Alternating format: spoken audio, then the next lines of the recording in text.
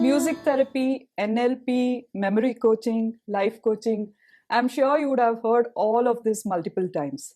But what does it mean and how does it actually help us navigate in our life? Let's learn from Vinaya Rao, the co-founder of World of Wellness. She has 2 decades of experience in this, and I'm sure we are going to have a lot of takeaways in this conversation.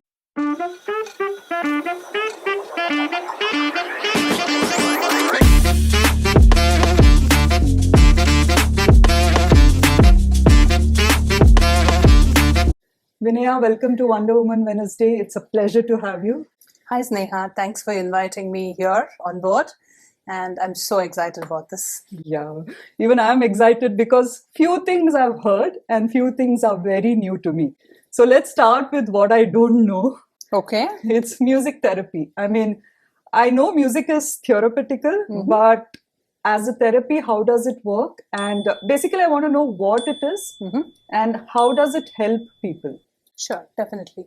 So as you said you do not know about music therapy. So I was just about to, intervene and tell you that you know about music therapy. Only thing is that people do not know, as you said, how is it therapeutic and how can music be used for therapeutic purposes, right? So we all know that, it is a great stress buster to listen to music. Any kind of music for that matter, it could be Bollywood music, it could be Tamil music, it could be folk music, any kind of music. Okay, when you listen to music itself, you feel so relaxed. Yes, and it's so calming, right? And so the obvious benefit, the first and foremost, when you talk about music, is that the stress and the relaxation, right? Stress management and the relaxation is what comes to your mind, right? But then there is more to music therapy. When we speak of therapeutic aspects, there is more to it, rather than just having relaxation or having music for stress management. Right? So all of us have definitely heard in stories that Tansen used to sing Rag Deepak, and which used to light lamp. And our Muthuswami Dikshitar, he used to sing Raga Amrita Varshini, and he used to invoke the rains. So these are, one can just stop there thinking that these are stories, right? For me, this is a message which tells me that, okay, people used music as a tool to converse with the Panchabhutas, the 5 elements of nature, right? So which is rain, water, right? So one of the elements, fire, one of the elements. Likewise, you have space, you have earth, right? So then all 5 elements are there. So it only indicates that you can communicate with the Panchabhutas of the nature, right? And man is made up of Panchabhutas. There's fire in the stomach, we call it Jataragni, and there is blood flowing through, which is water, right? And then there is air throughout the lungs, the space, which is the body itself, right? So all 5 elements are also present in the human body. When we can speak and communicate things which are outside us, why not use the music within us for self-reflection, right? That's a thought. That's a thought, and that is how music becomes therapeutic, right? So for body-mind healing. Right? So this is, if you have to explain it spiritually, right? But for a common layman, it's very difficult for us to understand all these technicalities involved in it. So we can probably talk in scientific terminologies where, music releases dopamine, which is a happy hormone in the body. It also releases oxytocin, which is very much essential for women, actually. That to a mother, an expecting lady, right? So it helps in lactation. It helps manage the stress levels, the mood swings. Dopamine also is a happy hormone, as we all know, right? So that is why, music, when you hear it for a reason, actually, it becomes therapeutic. Or else, day in and day out, we listen to the music, right? But then there is no purpose, right? So the baby cries, why? Because it wants food, right? Or it wants something. Then the intention is made clear, right? So when the intention is made clear, then only the mother comes and gives food. Right? So it is like that, there should be an intention on which you are working through music. Then it becomes therapeutic. Right? Understood. So that is the basis of music therapy. So you're saying that in music therapy, like let's say I want to undergo music therapy. So should I tell that music therapy is because, I'm too much stressed, and that is when you'll suggest some certain things which will help me with that, or how does that work? Like, let's say somebody wants to take music therapy. What is the process that actually happens? So, I mean, I always tell this to people, like, you don't have to wait till you become totally burnt out because of stress and then go for a treatment. Yeah, right? Very true. Right. So, in your day-to-day life also, all of us want to break the monotony. Correct. Right. So, but what are we doing for that? All of us need to take that me time. Right. But what are we doing for that? Right. So, music is something, which comes free in nature. Yes. Right. So, if you can spend 15 minutes of your time listening to music with a purpose, that becomes therapeutic. Okay. So, you can work on whatever aspect that you would want to work on, right? Okay. So, like, I do corporate music therapy. So, there the goals which are given to us as goals, first of all, right? So, how many of us think about, what do we really want to do in life? Yeah. And what am I currently doing? And is this something that I love to do? Correct. Right? So, all such things we don't reflect at all, right, in our mind. So, we don't have time for this, right? So daily wake up, do the same tasks, routine, go to office like an ox around the mill. Yeah, exactly. Right. So it's always required that, you pause for a while, reflect on all these. And when do you reflect on all these?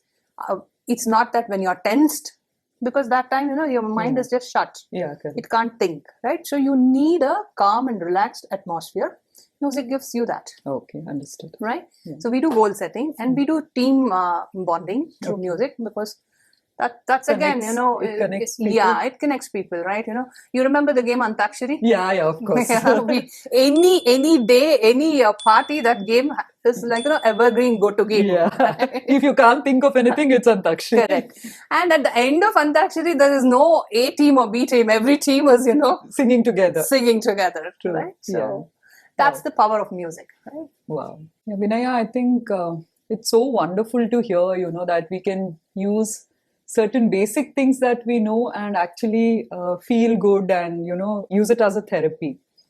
But I just want to ask you, like, what is the procedure if we want to do a music therapy? Okay, so there are different, I would say there are different modules in this. So one is called active music therapy, one is called passive music therapy. Okay. Active music therapy is something where you involve yourself actively in the music, right? So it could be dancing to a rhythm beat, or involving yourself in musical games, okay? So something like that. So passive is the counterpart of it, right? So where you get into a deep meditative state along with the music, right? So I basically work with raga healing, right? So as we spoke earlier also, ragas have immense capability of communicating with oneself, right? So different energy centers that we have in the body, we call it as different chakras, right? It's not surprising for me. It is not even a coincidence. Probably it is a purposeful coincidence for me, because it just cannot happen that you have 7 chakras in the body and 7 swaras, right? Sapta swaras. Right? So Sapta swaras correspond to 7 different chakras. Yeah. And 7 different chakras, you don't even have to speak in terms of chakras. I don't know, what these energy centers are, or, I really do not believe in all this. Okay, don't believe in all this. But if you are a scientific person, go Google out, right? There are 7 main endocrine glands in our body. Yeah. And the positioning of all these 7 endocrine glands are exactly the same as your 7 chakras. Okay. Right? So if you do not believe in chakras, you believe in endocrine science. That is what, right? Sure. So, and then all these saptaswaras cater to one particular, one swara caters to one chakra of the energy center of the body, right? Okay. So we have about 72 Melakarta ragas. We call in Carnatic terminologies, there are 72 Melakarta ragas.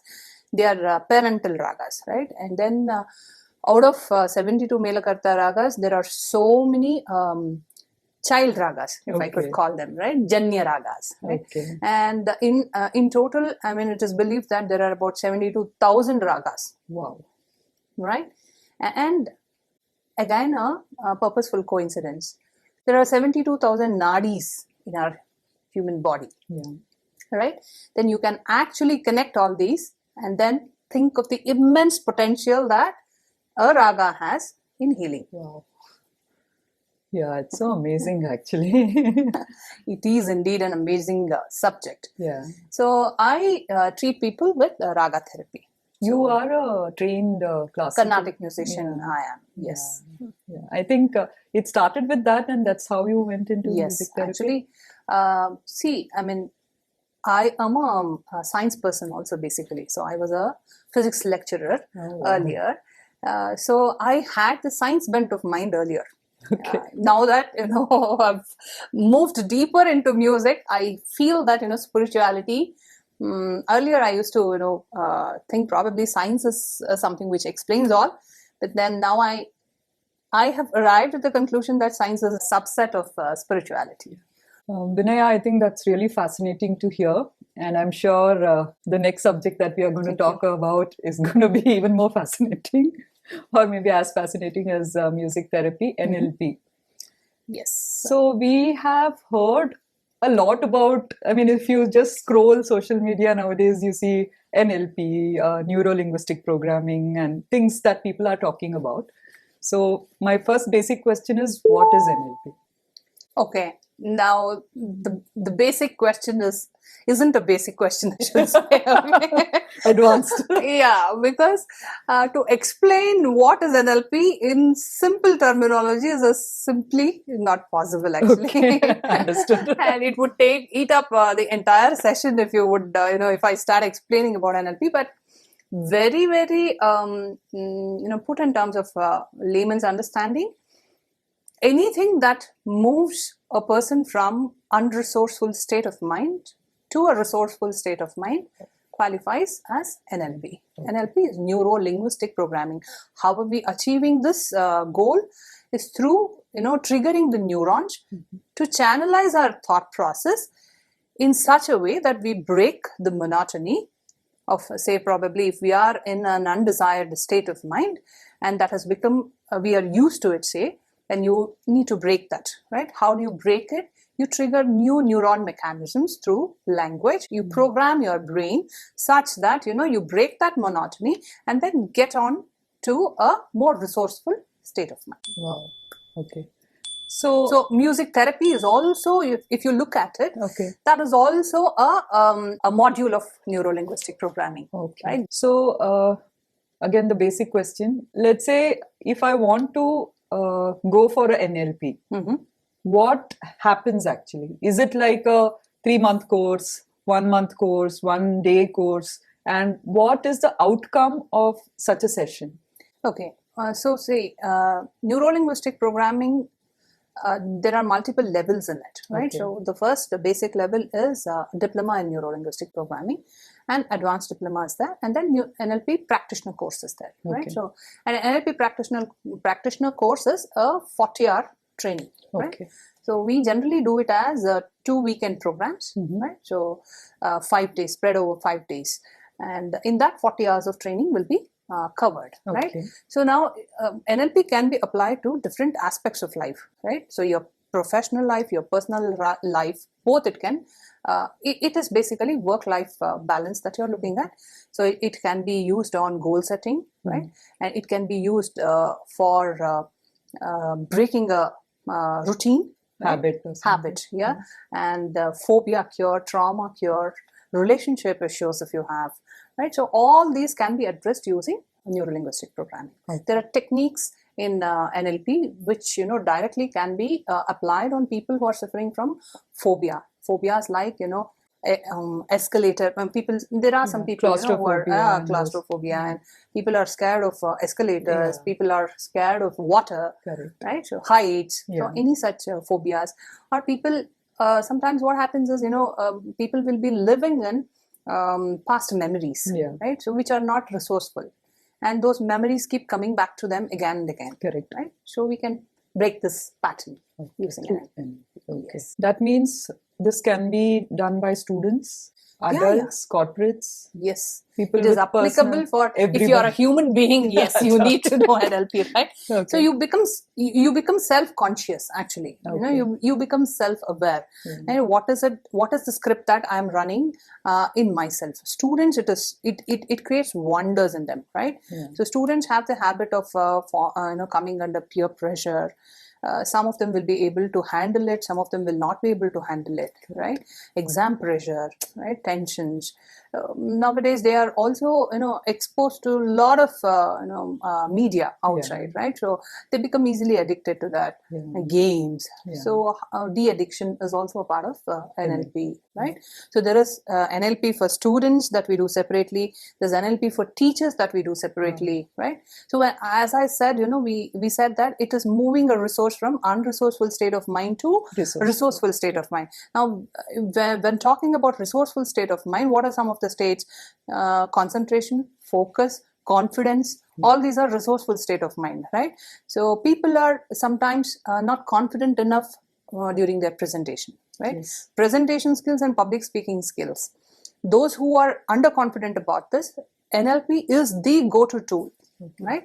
Because how much ever you are a subject matter expertise, you dress well, everything is fine. But then if the script that you are running in your head is like, I am not a good public speaker, or I am not good at English, I am not good at communication. So whatever you have prepared, no matter how good it is, you are not going to deliver it on stage. Correct. Right? So you need to work on your confidence, that is your belief. Right? So that's a belief change work. So this can be done through NLP. Then we run NLP for managers, NLP for corporates, everywhere it works. Wow. Nice, good to know actually. So what we have seen through this course of Wonder Woman Wednesday, speaking to different women, is that there are so many ways that you can improve yourself, grow, shed your beliefs, and evolve. Definitely. And I think people should start looking into these things. Definitely, because these are like, they're available everywhere, right? Medicines are not the only, gods which can cure us. Correct. Right? Thanks, Vinaya. I think that was really very useful. Like, I am very much interested in these things. As I speak to women, these new things keep coming, and I'm so eager to know and learn more about them. And there was one more aspect, when I went through your profile, I saw that you are a memory coach. And that is something that I've heard. I've heard life coach, but memory coach is something that I haven't heard much about. So what does a memory coach do? Okay. As the name suggests, we improve memory of the people, right? So it is basically applicable to teachers and students, right? So it's an offshoot of NLP itself, right? When we spoke of the resourceful state of mind, which is also a state of concentration and focus, right? So memory and concentration coach works on that factor of NLP. Right. So there are various memory techniques. I'm sure you would. Let me just give you an example. What is KEB? Carnatic Electricity Board, right? And that is in terms of English terminologies. It's called a acronym. Right. So acronyms are. Why are acronyms there? So it becomes easier to remember, memorize, right? So it's a memory technique, right? So similarly, that's only one technique which we use day in and day out, we are familiar with, right? Similarly, there are a dozen of techniques, right? Acronyms, acrostics, mind pegs, rhyming pegs, alphabet pegs, mind palace, car palace. There are so many techniques, right? And they are so powerful that, what if I... do you know Japanese? No. Okay, good. I know only one word. And that is? Arigato. That word I really do not know about it. But then, what if I were to say that using memory techniques, I can teach you numbers of Japanese, right? From 1 to 100 within 5 minutes. Is it? Yeah. Wow. So that much powerful the techniques are. Wow. So and now imagine how easy it becomes to the students if they are taught these techniques. Yeah, of right? course. And also we deal with, how to deal with examination pressure, tensions, peer pressure, all this comes, right? So, so that's about, emotion management behind learning. Okay. Right? So learning becomes easier when you are relaxed, Yeah. right? You might be aware of this, right? Do you have a favorite teacher of yours Yeah, of course. from school days? Yes, Okay. And what was the subject that she taught you? history. Okay. And you liked the subject? Yes. Why? Because I like the teacher. And why did you like the teacher? Because the way she taught, she was very compassionate. And There you are. yeah. That's the word. Okay. Compassionate, right? So emotionally, she made you feel good. Yes. Right? She did. So that gave the learning space, right? And you can think about many other teachers. If you did not like the teacher, Yes. we do not like the subject. Exactly. Physics. I still Oh my remember. God. I hope I was a teacher. Yeah, physics was something I didn't like Okay. in 11th and 12th. Okay. Okay. Okay. So emotionally, if you're feeling good in a classroom, right? So, and how do you feel good in a classroom? The teacher should be creative, Yes. right? And then teacher should be compassionate. You should feel secured in the Correct. teacher's presence, right?